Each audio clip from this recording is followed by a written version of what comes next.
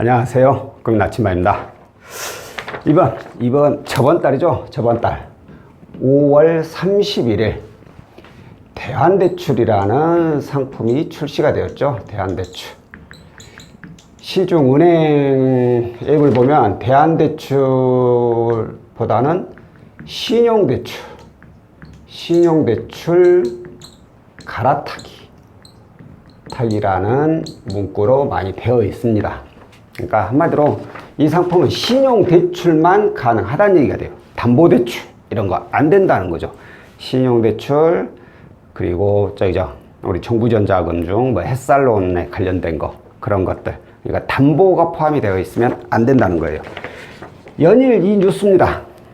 오늘까지는 얼마를 썼고 오늘까지는 얼마 썼고 막 그러는데 제가 뉴스를 이렇게 보니까 엊그제, 그러니까 5월 6일 아니 6월 5일 6월 6일은 현충일에서 쉬는 날이고 6월 5일까지만 하더라도 1,800억이 넘었으니까 이제 오늘까지 하면 2,000억이 넘겠죠. 생각보다 많은 금액이 대안이 됐어요. 이렇게 대안된 내용을 보면 현재 1금융권을 이용하시는 분이 똑같은 1금융권으로 대안을 하신 분들이 많아요. 그러니까 같은 1금융권이라 하더라도 어느 은행은 금리가 좀 더 높을 수 있고 어느 은행은 좀 더 낮을 수가 있잖아요. 그래서 비교를 해보니까 내가 이용하는 것보다 이 은행이 더 낫네 해서 갈아타신 분들, 이런 분들이 굉장히 많아요. 특히 저한테 이제 상담을 주신 분들 중에 이런 분들이 있어요. 내가 은행에서 대출 이용하는데 이자가 너무 높다. 이거 좀 이자 좀 낮은 걸로 갈아탈 수 없느냐 라고 문의 주세요. 저는 1금융권 상담사가 아니기 때문에 그건 제가 할 수가 없고 고객께서 각각의 은행마다 다 확인을 해 보셔야 됩니다 라고 제가 말씀을 드렸는데, 이번에 이 좋은 플랫폼이 나와가지고 한방에 쉽게 알 수 있죠. 한방에.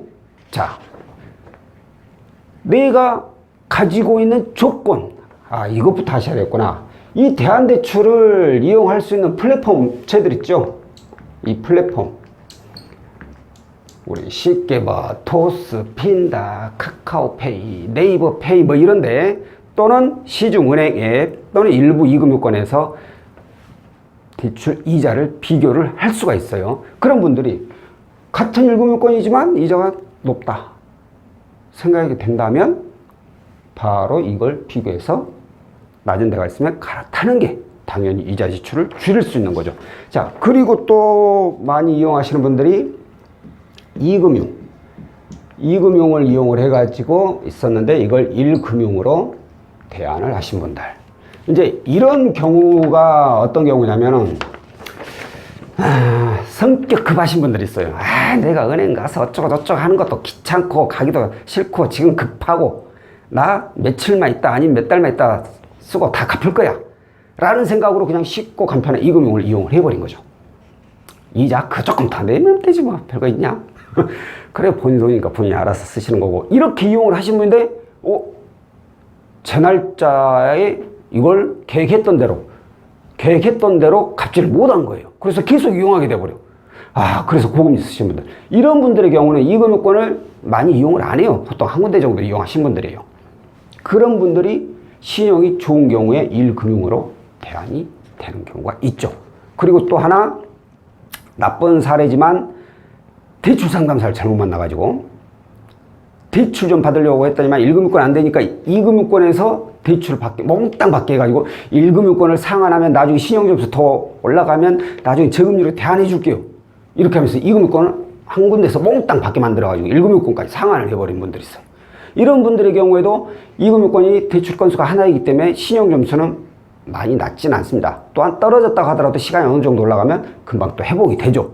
그러니까 처음처럼 많이 올라가진 않겠지만 이런 분들의 경우에도 1금융권으로 대안이 되는 사례가 있습니다.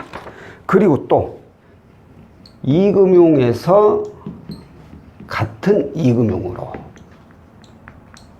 대한대출 이걸 취급하는 금융사는 시중은행 1금융권만 있는 게 아니에요. 2금융권도 있어요. 캐피탈사, 저축은행, 카드사 이런데.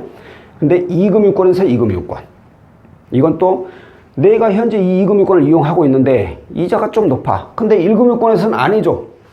당신은 좀 우리 쪽에 자격 미달해서 대안대출 못 해주겠는데요. 이런 경우에 같은 이금융권이지만 이 사람 신용이 아주 나쁜 것도 아니고 이 정도면 우리가 좀 더 이자 더 낮게 해줄 수 있겠는데 하고 대안을 해버리는 거죠. 이런 경우도 있죠. 이런 경우만 있더라도 솔직히 이자를 조금씩은 낮출 수 있으니까 뭐 같은 이금융권이니까 신용은 크게 의미 없고 이자 지출을 좀 줄인다는 그런 의미이겠죠. 이렇게 해가지고 많이들 이용하고 계십니다. 그런데 많이들 이용하고는 있는데 이보다 더 훨씬 많은 분들이 이용을 못하고 있어요. 그 이유는 뭘까요? 그러니까 어찌 보면 이제 부결사유겠죠. 부결사유. 일반적으로 왜 안 되냐. 자, 가장 먼저 다중채무. 제가 항상 얘기했죠. 채무는 늘리면서 건수를 늘려가면서 받는 게 아니라고 절대로. 왜? 건수가 많아지면 월 납입 금액도 많아지지만 신용점수가 팍팍팍팍 떨어져 버린다 이거예요. 시중 은행에서 대안대출을 해주는 이유가 뭐예요? 정부에서 쪼니까? 맞아, 그런 것도 좀 있을 거예요 분명히. 그런데 그런다고 해서 자기네들 연체율 올라가면서까지 할 수는 없잖아요. 은행도 사기업이요. 잘못하면 망해. 그래서 은행에서 대안대출 해주고 싶어도 다중채무에 신용이 안 좋아. 이 사람 우리가 이쪽으로 대안해줘봤자 나중에 사고 날 것 같은데 연체할 것 같은데 싶으면 안 해줘요. 특히나 이 대안대출이 통합이 아니에요. 통합 대안이 아니죠. 통합 대안이 아니라는 거예요. 이게 아니라는 거예요. 이게 무슨 말이냐. 자, 예를 들어서 내가 이금융권에가 이금융이 뭐 4건 있어. 4건. 그러면 이걸 만약에 1금융권에서 대안이 된다. 예를 들어서 대안이 된다 하더라도 이 중에 한 건만 돼요. 한 건만. 다 안 돼요. 나중에 뭐 이거 통합 대안 상품을 또 만들어 보겠다 어쩐다 말은 나왔어요. 말은 나왔지만 현재로서는 단 한 건만 대안이 돼요. 자, 그러면 생각해 보세요. 은행에서 한 건 대안해 준대. 나머지 3건 이금융이야. 은행 입장에서는 불안하지. 이렇게 뭐 이금융권에 3건 하나 뺀다 하더라도 3건 있으면 3건 있다고 있어도 은행 와갖고 대출 신청해도 대출 안 해주는 판국에 하나 대안해 줬는데도 3개가 남아있어. 안 해주지.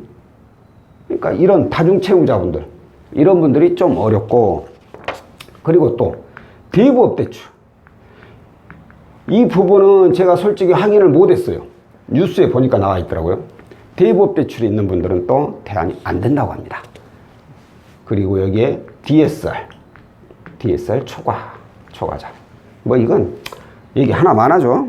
원래 있던 거고. 그리고 재직 소득 증빙이 안 되는 부분, 이건 뭐 너무나도 당연하죠.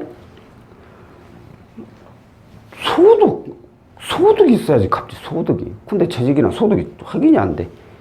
해줄 수가 없죠. 그리고 이제 마지막으로 이제 신용의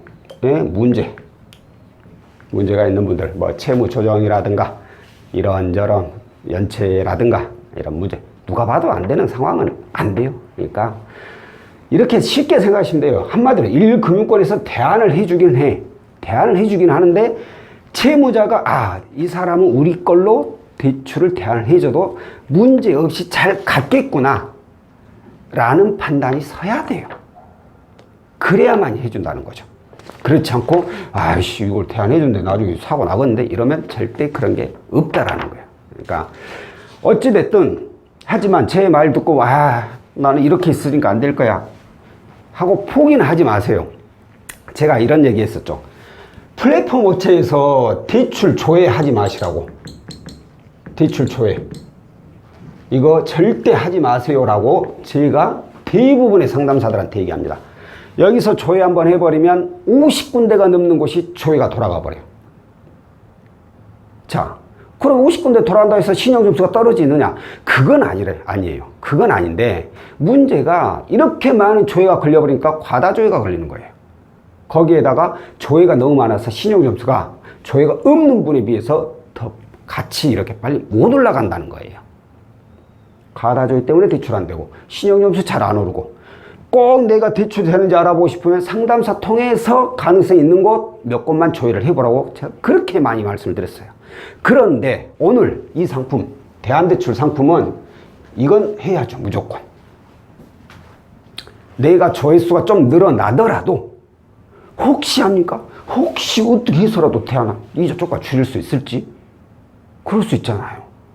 이건 포기하지 말아요. 이건 어쩔 수 없는 상황이요. 이건 해야지.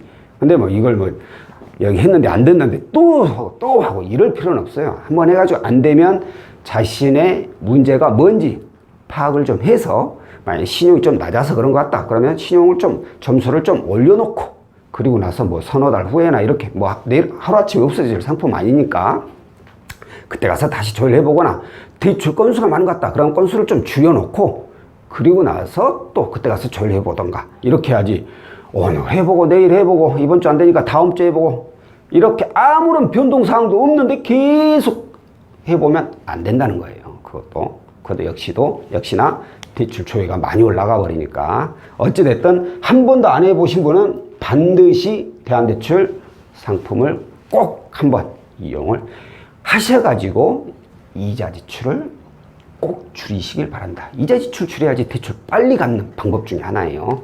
자, 오늘 영상은 여기까지고요. 다음번에 또 다른 내용으로 찾아뵙도록 하겠습니다. 고맙습니다.